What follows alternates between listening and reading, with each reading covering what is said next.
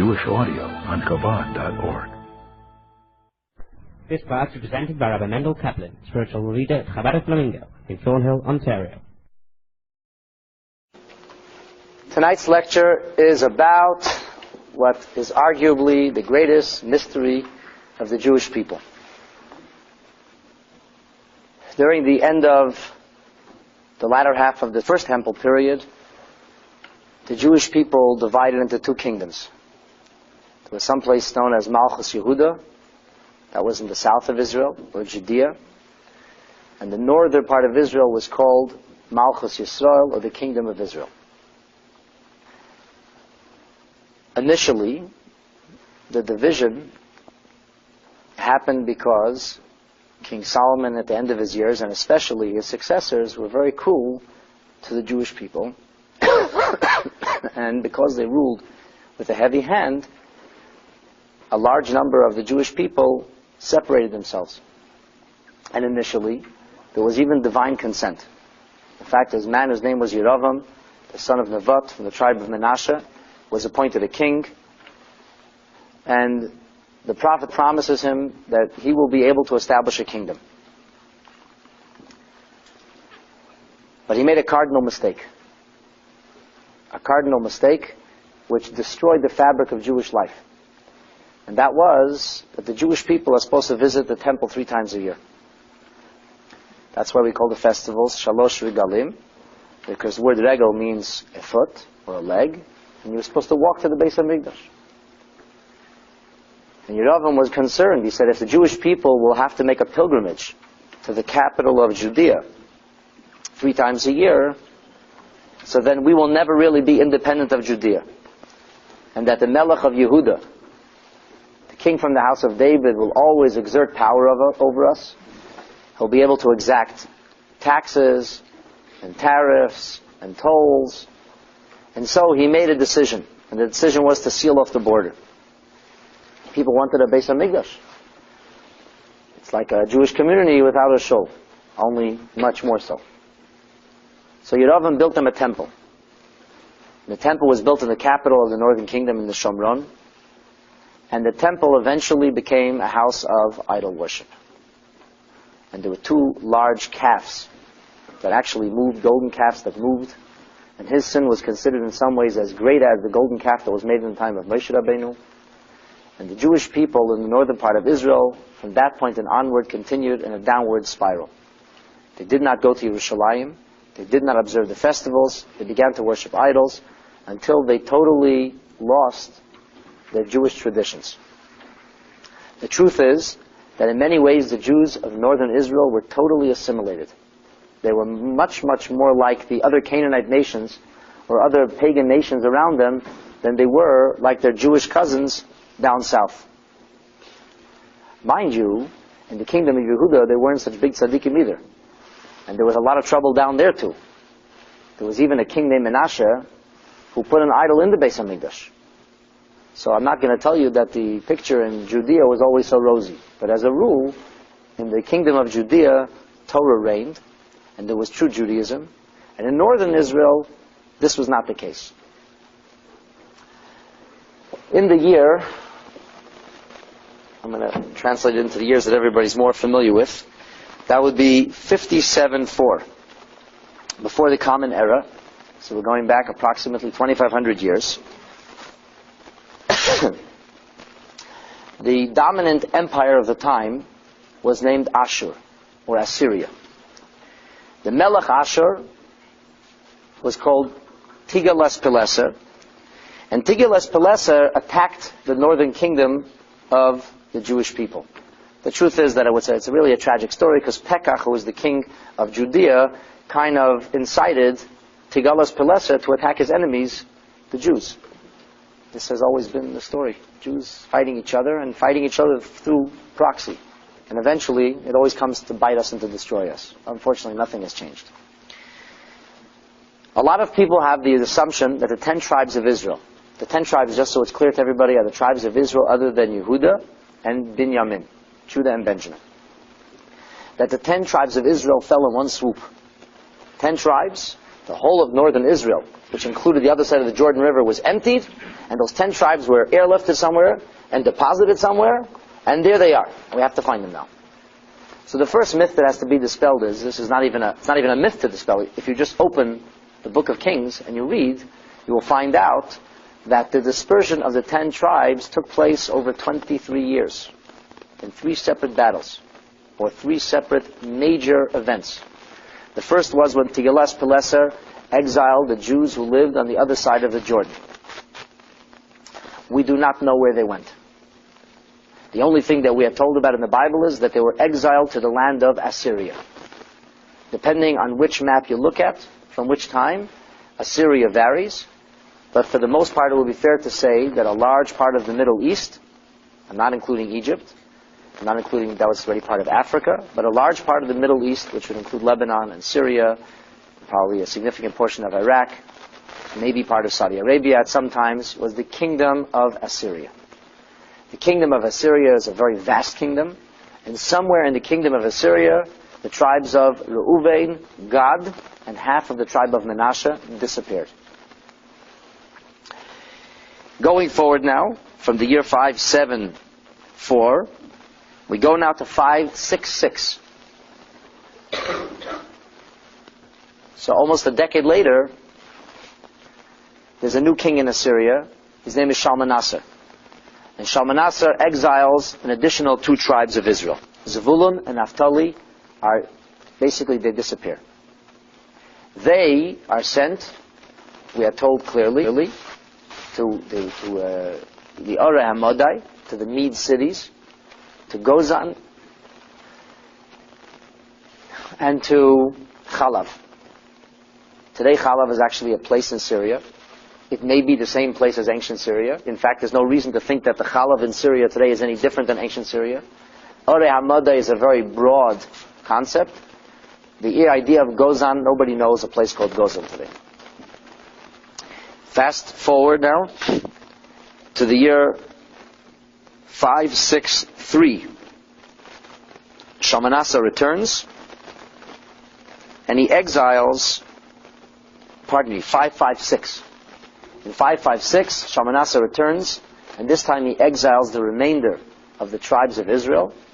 And in the Bible it says that they were sent to the same places. To Chalav, to Gozan, to Ora Hamadai. So the first bubble that I want to pop for you is that there's a good possibility that everybody in this room is a cross-section of the 12 tribes. Because the 12 tribes, the 10 tribes returned a long time ago. It's documented clearly in 4 places in the Talmud. Rashi speaks about it at length, and the commentaries on the Tanakh speak about it. Basically, in the year 463 before the Common Era, a prophet whose name was Yirmiyahu went to the land of Assyria, of Ashur, and he brought the tribes home. There, they lived in Judea under the kingdom of Yashia. And Yashiyahu was a good king. He was a righteous king. He was a king. During his time, they found a Sefer Torah that was rolled to last week's Parsha. They found this in the Beis HaMikdash. And when they found that Sefer Torah, he was deeply seized by a foreboding. And he wanted to know if this means something. So he sent for a feminine prophet. Her name was Huldah. And he asked Huldah Hanaviah, is this a premonition? Is the fact that the Sefer Torah rolled to this place, does it have a message? Is God telling us something? And Huldah responded and confirmed the worst of his fears, yes. God is telling you that the kingdom of Judea's days are numbered. It was at that point that Yeshayahu made the fateful decision to hide the ark. The very same ark that Indiana Jones is purportedly looking for. That very same ark is still hidden, we believe, somewhere deep in the mountain known as the Temple Mount. There are catacombs that were created by Shlomo HaMelech, like all other historical fiction. Indiana Jones's ideas are not totally off the walls. They're just in the wrong place. There were catacombs and there were secret tunnels, and it is said that nobody has ever found the ark and nobody will ever find the ark. Yeshayahu took his cue from the fact that when Shlomo HaMelech built the first temple, he knew that the first temple would be destroyed. He knew that the first temple would be destroyed, and therefore he built this hiding place so that the ark would not fall into the wrong hands. Along with the ark is also the staff of Moshe Rabbeinu. Along with the ark is also Tzintzenes Haman, a jug of manna, and a number of other things that are preserved until the coming of the righteous Messiah. So we're talking now for a significant period of time, for several decades, almost 40 years, that the 10 tribes were living together with Yehuda and Binyamin. So where does the notion of the lost tribes come from? The answer is, they didn't all come home. It says, miktsatan. Some of them came home, not all of them came home. Which means that there were Jews who still lived in various places, in all likelihood who identified themselves tribally and Jewishly, although it's very unlikely that they were observing Judaism, because even when they lived in Israel, they didn't observe Judaism. So how, when they went into Galus, would they be observing Judaism? If they were worshipping idols in Shomron, in Eretz Yisrael, you would have to have a fantastic imagination to imagine that they were exiled from Eretz Yisrael, where they lost any vestige of the Jewishness, and they somehow still were able to live Jewishly. It requires a very great leap of imagination. This is not the only time that the 10 tribes are mentioned. Years later, after the first Beis HaMikdash is destroyed, after the Jewish people are sent into the Galut, into Bavel, to Babylon, which is the empire that crushed the Assyrians and replaced them. That's how it used to go in those days. There was great empires, and the empires were replaced by another empire. So the Assyrians are replaced by the Babylonians. The Babylonians are replaced by the Persians were replaced by the Greeks, and the Greeks were replaced by the Romans. That's an oversimplification, but that's more or less what happened during the course of 1,000 years. When the Jews went to Babylon, they assimilated in a terrible way. Anybody have an idea how many Jews came home to Zion? How many Jews came home with Ezra after the second Beis HaMikdash was built? Anybody have an idea? A pitiful 40,000. 40,000 Jews came home. Millions were exiled. 40,000 Jews came home. And of the 40,000 that came home, there is a fascinating tractate called Kiddushin. And the 10th chapter there calls Asar Yuchsan Alu Mibavel, probably not the 10th. In the last chapter, it says that Ezra brought up 10 different types of lineage from Bavel, and he combed out all kinds of Gentiles that had attached themselves and mixed themselves into the Jewish people. Now this is important to understand. Because in 70 years, the vast majority of Jewish people had assimilated themselves to the point and intermarried themselves to the point that they no longer were Jewish. In 70 short years. Why did that happen? How did that happen? How is it that in 70 years, everybody just lost it? Here they were sitting on the rivers of Babylon, and they're biting off their thumbs, and they refused to play their harps, and 70 years later, they're all assimilated. By the way, many of the Jews were not assimilated, but they were very comfortable in the diaspora. They weren't interested in going home to Israel. They said, we have nice homes, we got used to this lifestyle, go to Israel. I'm not going to live in a kibbutz, forget about it. Staying in Bavel. Most prominent amongst those who refused to come back to Eretz Yisrael was a famous tribe named the tribe of Levi. It was at that point that the Levites were stripped of their status. And the Kohanim were awarded both Levite status and Kohen status, which accounts for a very interesting fact that in most Jewish communities, this one included, there are more Kohanim than Leviim, which makes no sense. Because the Kohanim are only one family of Levites, and there were hundreds of Levite families. So how could we, and this is true in every community, you will never find a community where there's more Leviim than there are Kohanim. Or they're the same. It really doesn't make any sense. We have more Leviim, Malcolm? We're a special community, okay. We certainly don't have proportionally more Leviim than Kohanim. One or two more is not a proportional difference. Proportionally, there should be a vaster number of Leviim. You know what happened to all the Levites? They're living in Karbala today. They're gone. They all assimilated. They did not make it out of Bavel. 2 generations later, there was nobody Jewish left. They had all intermarried, assimilated, there was nothing left from them. The Metzudas Tzion asks a fascinating question. In the book of Ezra, in the second chapter, it says that Ezra brings 40,000 Jews home from Bavel. So the Metzudah says, hey, 1 second. If you count a few verses later, you'll find less than 30,000 accounted for. How do you reconcile the Bible's mentioning 40,000, and then you find less than 30,000? Guess what his answer is?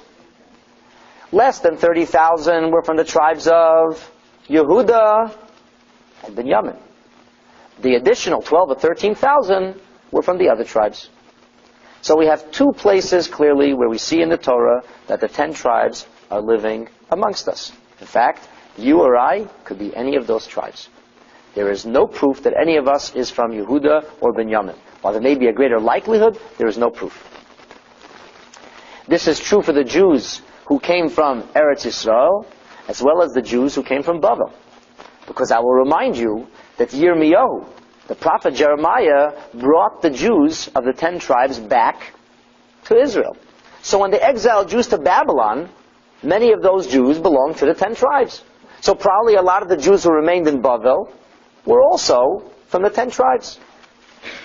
What I will say now is a bit of an oversimplification, and some historians will disagree, but there is significant proof to suggest that as a rule, and I speak very generally, the Babylonian community is the origin of the Sephardic communities, and the Ashkenazi community is rooted in Israel in the Second Temple era. Because the Jews from the Second Temple were taken to Rome. Rome is Ashkenaz. The Jews who lived in Bavel were not living in Yerushalayim. They were the descendants, many of them, from the First Temple era Jews. The reason for different customs is they simply developed differently. They developed differently because when most of the customs that we have developed during the Second Temple period, they were living in a different land. It should be noted, this is a fascinating hypothesis, and I never confirmed it with anybody, and really nobody can confirm it or disprove it. But it is a fact that the black lines in our talitot, the black lines, are signs of mourning. And we know that they were added after the Second Temple was destroyed. A talus is supposed to be white, not black. So why are there black lines in a talus? They put black on the white because black is the color of mourning. So my hypothesis is that it's very interesting to note that the Sephardic Jews have no black lines on the talus. And the Ashkenazi Jews have black lines on the talus. Why is this? So generally we say, because according to Kabbalah, there's not supposed to be lines on a talus is supposed to be white. But according to Minhag, there was black. So the Sephardim generally follow the rules of Kabbalah. And I will suggest, and may Hashem forgive me if I'm wrong, that the Jews who lost the second Beis HaMikdash in Bavel did not feel the same sense of mourning. They weren't necessarily going to the Beis HaMikdash. They didn't see the destruction. For them it was much more distant, and therefore they were not as moved. So the Jews from Eretz Yisrael were much more harshly impacted by the Roman conquest and destruction of the Jewish community. They felt the mourning, and they did something about it. They put black lines in the talus. The Sephardic Jews, or the Babylonian Jews, the Bavel Jews, didn't feel it the same way, and it didn't leave such an imprint. I could be wrong, but it's a hypothesis, as good as any other. The point that I'm trying to make with all this is that the notion of being able to survive in a diaspora for Jews who lived in a temple era was a very difficult thing. The Jews in Babylon assimilated more in 70 years than we have assimilated in 2,000 years. How is this possible? The answer, in a word, is that the moment we returned to the Second Temple, we planned for the next Gullus. We put things together like the Siddur. There was no Siddur before. We arranged formal davening, which existed. There was davening in the First Temple era. There's a clear scriptural reference of Yirmiyahu, the prophet Jeremiah, who we mentioned earlier, who's praying in Bavel. Not only he prays, he faces Jerusalem when he prays. Exactly like we pray. And in the Bible it says he does so mikadmas dana, from old days, from ancient days. It's a perfectly reasonable thing to say that there were synagogues and there was davening in the first Beis HaMikdash, but not in the way we have it today. And I will tell you further, that many of the ritual and custom that we have today was developed after the second Beis HaMikdash was destroyed. And the reason that we developed these customs in such a strong way was to protect our identity. To be able to give us the tools to overcome the powers of a diaspora, of an exile. To be able to give us the tools to remain together, to rally around something. Do you know that a Beit HaKnesset, a shul, a synagogue, is also called a Migdash Ma'at, a mini temple. And it is written that when the Jewish people were exiled from Jerusalem, they took with them stones from the Temple Mount, and with those stones they built foundations for new synagogues. And they said, this is the meaning of the verse, Ve'eh lahem migdash ma'at, that they will have a minor temple, Elu bate knesias ubate midrashas shebebavel. These are the houses of prayer and the houses of worship in Babylon. So we had Jews who were worshiping God in a Beis HaMikdash. I'm not going to tell you that everybody was the biggest tzaddik. There were not all tzaddikim. There were lots of bad Jews, lots of wayward Jews, but a lot of very holy Jews, a lot of very good Jews. And the Jewish spiritual level during the first temple, even at the end of it, was nowhere nearly as bad as the end of the second temple era.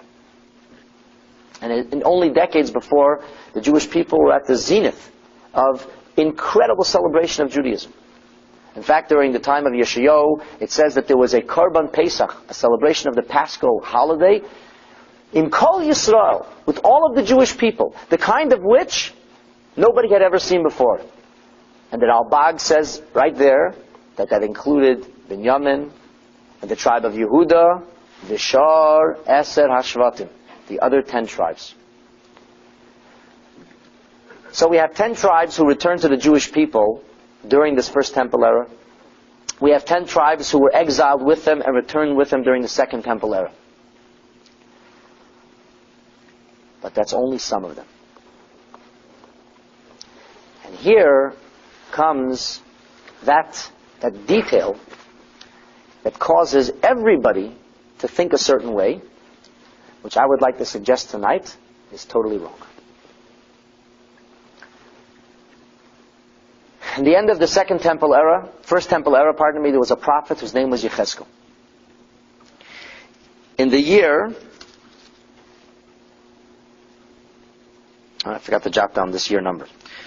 So, if I remember correctly, it's approximately 15 years or so after the story of Yirmiyahu bringing the 10 tribes back.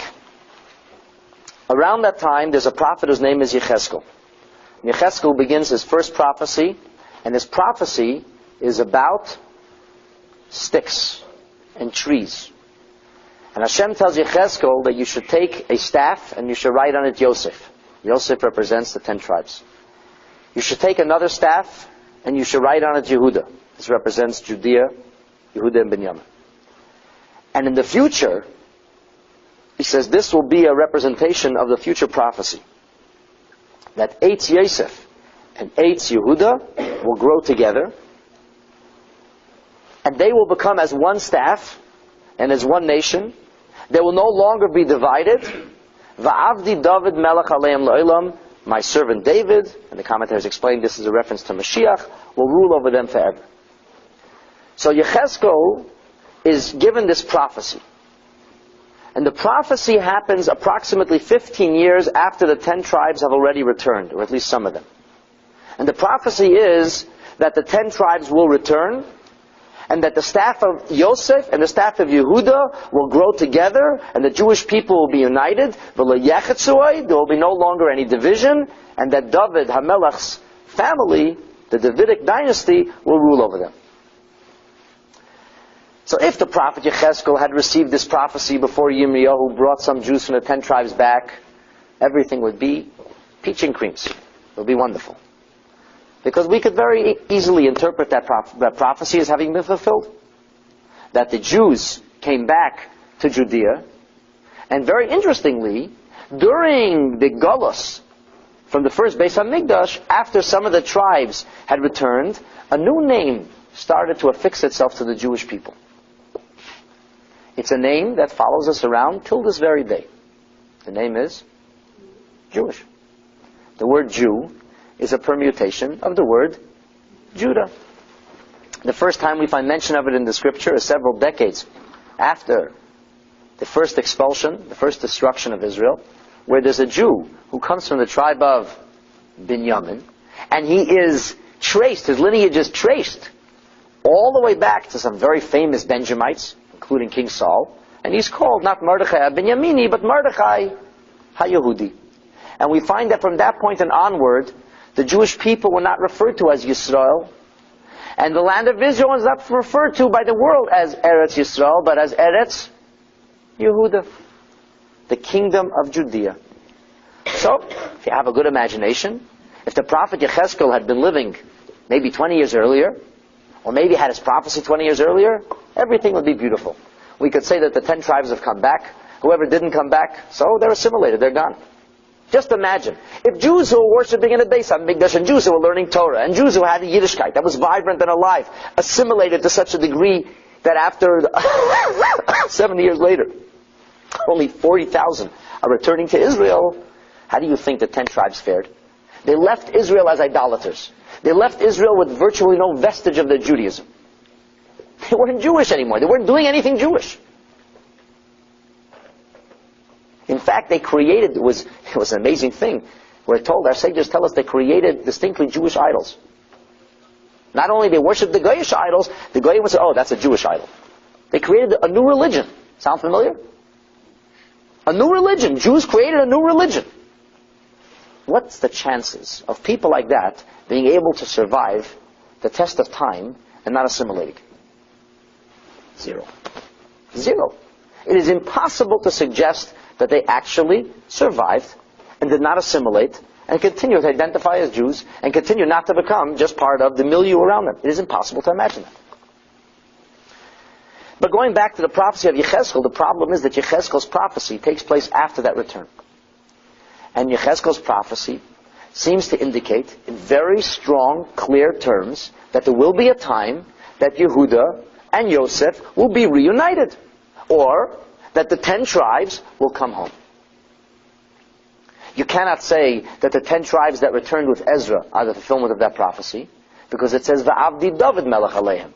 And in the Second Temple era, there were no Davidic kings.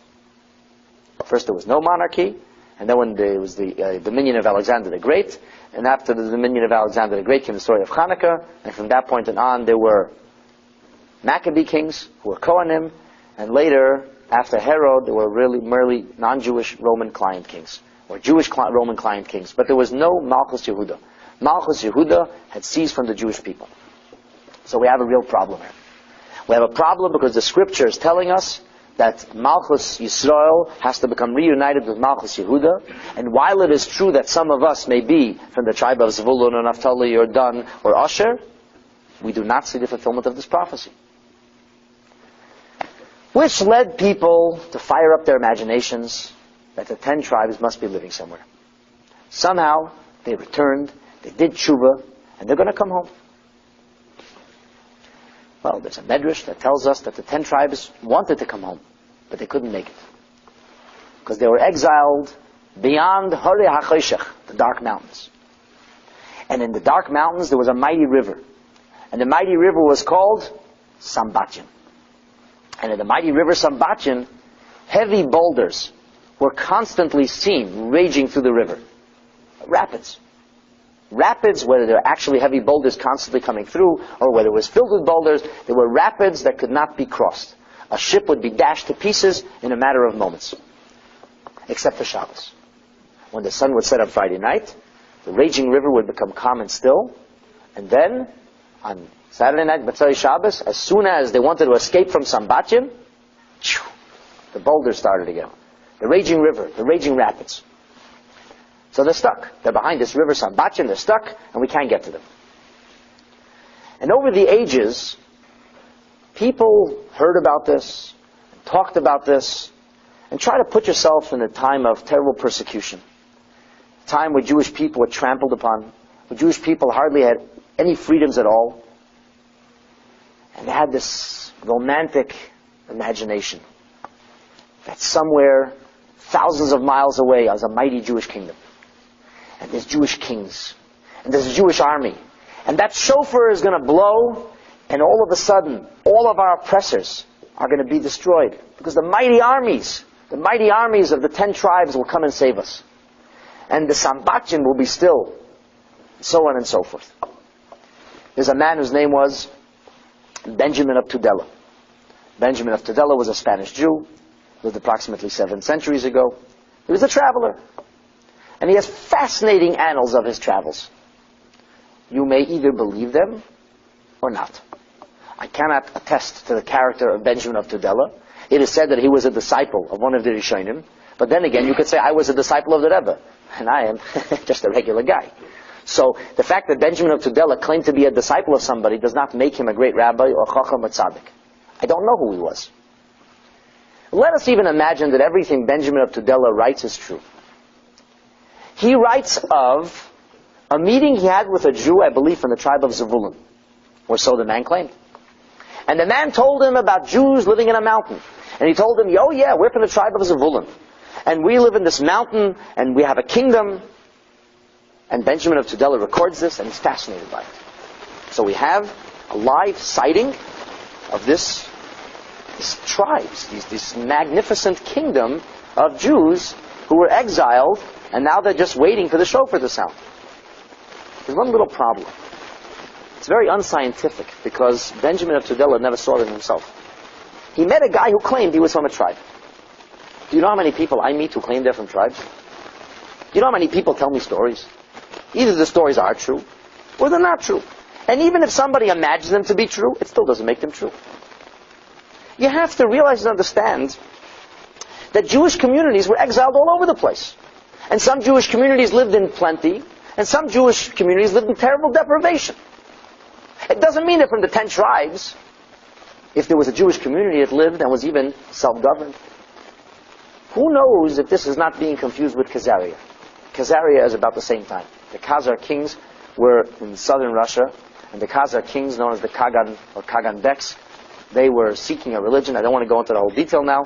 The sketchy details about them, although we do have several actual letters. Actual letters preserved today. You can read them in the museums. The most famous one is an exchange between the Jews of Khazaria and a man whose name was Ibn Tibin Gabriel, who was a scribe in the royal court in Spain. And he records letters back and forth, ask him questions. So there were Jews who converted. There was actually a Jewish kingdom.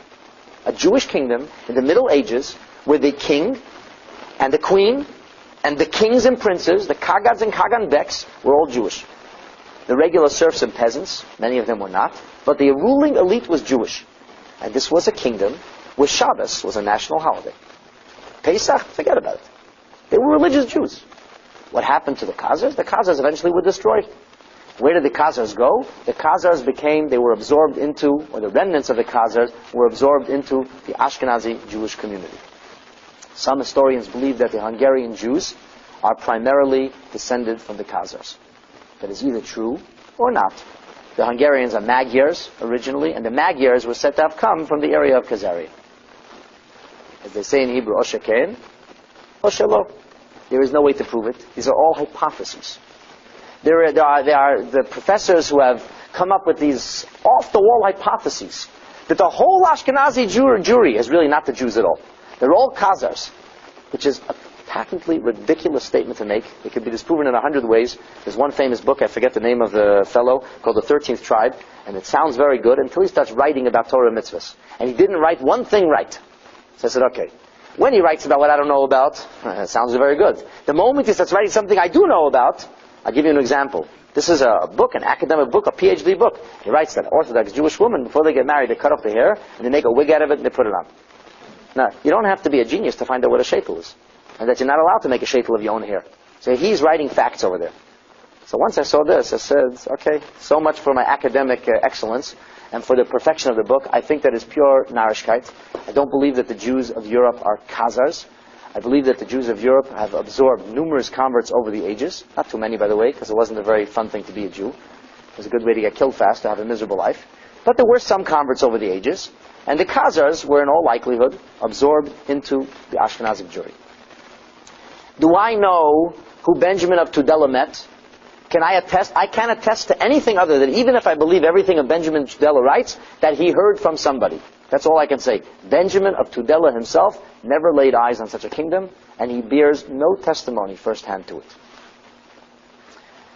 The other most famous writings goes back about 4 centuries ago to a man whose name was Menashe ben Israel. Menashe ben Israel was a Jewish advocate. He was a devout Jew. I don't know that he was a great Talmud Chacham or a tzaddik or anything, but he was a devout Jew and an activist. And he set out to get Jews allowed back into England. It should be pointed out that according to our records, there were Jews living in England during the time of the Second Temple already. And we know that there were Jews who were expelled from England, and then Jews who were back in England. During the time of Rashi, Jews living in England, and they were expelled again. The English have a long record of anti-Semitism. So he writes a letter to Oliver Cromwell. And in his letter to Oliver Cromwell, this is just around the time that Columbus is discovering America, and interestingly, the Christians got very excited about this idea of 10 tribes. Because in their minds, it developed this idea that if they could find the 10 tribes and convert them to Christianity, then the second coming would be upon them. So they began to take whatever they could find, and they distorted things, as they do so well, to fit their story, and they're looking for the 10 tribes. And guess where they thought the 10 tribes were living? Take a wild guess. Right here. Americas. The Indians. They must be from the 10 tribes. In fact, there's a fascinating documentation of two famous explorers who are sent by Thomas Jefferson to Dr. Benjamin Rush in Philadelphia to ask what to ask when they go and find more about the Indians. And guess one of the questions that Dr. Rush wanted them to ask when they find these Indians that had not yet been communicated with. He wanted to know what was the similarities between their rituals and the rituals of the ancient Hebrews. Guess what the answer is? Nothing. They are not the 10 tribes. They were never the 10 tribes.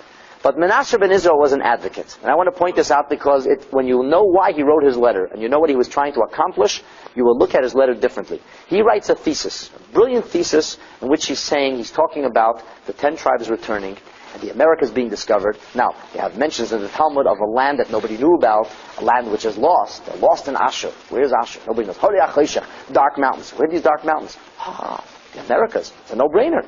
That must be the lost land. So he writes to them, we're trying to get 10 tribes. It's going to be Messianic times. If only you would let Jews into England, then your whole Messiah could come to the world to be a perfect place. And therefore, since we found the 10 tribes, and since everything's falling into place, you, Oliver Cromwell, would be very wise to let the Jews back into England and allow them to prosper. It was a brilliant move. I'm pretty sure it worked. The Jews came back to England. I do not believe there's any credibility to Menashe ben Israel's claims, even if he was a great scholar. I don't believe he believed what he was writing. He wrote it with a clear idea in mind. He had an objective. He wanted to get the Jews back into England. Whatever it takes, as they say. This was the popular myths of the day. I will tell you that I grew up as a boy reading stories that were written at the turn of the century. And they talk about these 10 tribes. And I had this romantic image in my head that someday the 10 tribes will ride out and they will redeem us. This idea was most popularized by a rabbi whose name was Natan of Gaza. For all those who think that there were no Jews living in Gaza, Natan of Gaza was living there 5 centuries ago. Natan of Gaza was a disciple of the notorious false messiah, Shabtai Tzvi. Shabtai Tzvi claimed he was the Mashiach, born in Smyrna, studied the Kabbalah, it went to his head, he took it literally, very dangerous and not wise thing to do. He was probably mentally ill and delusional too. Who knows, today would be diagnosed as manic. Anyway, Shabtai Tzvi was very charismatic. Very, very charismatic. And the Jews at that time had suffered the brutal murders through the Cossacks and the Tartars. And they were desperately aching for some hope. And this guy came along and capitalized. It was like a post-Holocaust era. And he came along and he fired everybody's imagination. And Natan of Gaza starts writing letters that he found the 10 tribes. And he's coming with the 10 tribes. And there was rumors. The whole of the Turkish monarchy was thrown into turmoil. Because in the Ottoman Empire, they heard that 10 tribes are coming. It's like the Russians are coming. And the 10 tribes, they're going to trample the Turkish army, and they're establishing a monarchy. And the capital is going to be Jerusalem. Of course, these rumors persisted, and they became more and more intense. Some Gentiles got swept up in it, until the Turkish monarchy decided they better do something. Can you imagine if the Turkish king got scared? I would say the equivalent to George Bush today. He was the most powerful man in the Western world. He was so afraid of this that he arrested Shabtai Tzvi, and he did the smartest thing. He converted him to Islam. He said, show me your Messiah now. And it was a very tragic time for Jewish people, because many of the disciples of Shabtai Tzvi were well-meaning. They were decent, fine Jews, and they were convinced in their muddled way that somehow now we have to convert to Islam, and then Mashiach comes. And many Jews were lost because of this. Nobody could dispute the things that Natan of Gaza was writing, because the world had not yet been explored. And it was still possible to believe that it's reasonable that there was some raging river somewhere, and behind that raging river, there are Jews who are waiting for a great sound of a shofar, and the 10 tribes are going to ride in like lords of Arabia and save us all. I don't think that anybody will disagree if I say that that is a patently ridiculous thing to believe today. There is no inch of the globe that has not been explored. There is no part of this world that has not been photographed 10,000 times with satellites. Tell me, where are you hiding several million Jews? Where are they hiding, these Jews? Most importantly, who says there's such a thing? I'll read to you from a Mishnah. Tractate Sanhedrin, page 110, side 2. Aseret Hashvatim Einan Asidin Lachzor. The 10 tribes are never coming home. Shenemar, as it is stated in the verse in Deuteronomy, V'ashlichim el eretz acheres ka'ayem hazeh. They have been thrown to distant lands like this very day. Ma hayoim hoylech v'nichayzer, just like the day comes and goes, and today is never coming back. Afheim hoylchim, they have gone. V'einon chayzrim, they're not coming back. Guess who is the author of that teaching? Divrei Rabbi Akiva. It should be stated that whenever we have a halachic question and there is a dispute with Rabbi Akiva and his peers, halacha ke Rabbi Akiva mechaveirav. The halacha is always like Rabbi Akiva. But the Mishnah does record another opinion. Rabbi Eliezer Eimer kayom hazeh. Yes, kayom hazeh, like this day. Ma yoy mafil umeir, just like the day gets dark and then it gets light again. Afaseres hashvatim sha'afelu lahem. The 10 tribes who are shrouded in darkness, kach asidin lahar lahem. So too, there will be a day when the light will once again shine upon them. And the Gemara has a whole discussion of whether or not these Aseres Hashvatim will ever be returning, will ever have a portion of the world to come. And the Gemara has a fascinating comment, almost question. The Gemara says, Shavke Rebbe Akiva lechasidusei? Rebbe Akiva left behind his piety. He was such a chassid. And we quote a teaching of Rebbe Akiva who talks about Ktani b'nei Rishi, babies of the wicked people who die. Will they be, even if their parents won't be resurrected, will they be resurrected? And it records a teaching of Rebbe Akiva as such a lenient opinion. And the Gemara wonders, how is it that Rebbe Akiva, who is so lenient, is all of a sudden so stringent? The Gemara wonders, but the Gemara does not dispute it. The Gemara leaves the Mishnah as it is. So I would say that if somebody would ask a halachic question, does one have to believe that there are 10 tribes out there? And if you don't believe that there are 10 tribes out there that will someday return, are you considered a heretic, or do you not believe in something basic to Judaism? I would have to tell you that al pi halacha, there is no such requirement to believe anything like that. Not only that, but from a halachic perspective, there ain't no 10 tribes out there that are never coming back. That's it. But the Akiva says it clearly. There is another opinion, but let us remember that the halacha is like Rabbi Akiva. I want to digress from sources. So far, everything I have said, I have numerous sources for. I did not say anything that I cannot show you more than 3 sources for. 2 sources. Everything that I've said. But I want to talk to you now about the facts on the ground. And maybe some of you saw a film, a souped-up Hollywood film by Simcha Jacobovitzi, in which he claims to be the reporter on Armageddon. That's his self-described title. And he found the lost tribes. So, there are groups of people living in the world who seem to have Jewish ancestry. It's true. It's true. The largest group of such people lives in a little-known country called Afghanistan. And they are known as the Pathans. The Pathans live in the Khyber Pass, many of whom are devout followers of a monster named Osama bin Laden. The Pathans are very strange people because they do not fit into any box. They don't fit into any typical society. First of all, they're self-reliant. They live in this crazy mountainous area where nobody's ever been able to capture them. They're fierce warriors. And they're Muslims. But they do a lot of things differently. For example, the Pathans circumcise their sons at 8 days old. Nobody does it but the Jews. The Muslims circumcise the children at 12 or 13. The Pathans have cities of refuge, or what we call Arei Miklat, which the Torah talks about. The Pathans observe that till this very day. The Pathans, I said, have cities of refuge, which is a biblical observance for Jews. Nobody else has that. It gets better. The Pathans wear some very strange garments, 4-cornered garments with lines on them. Many of them have fringes. They look a lot like our talitot.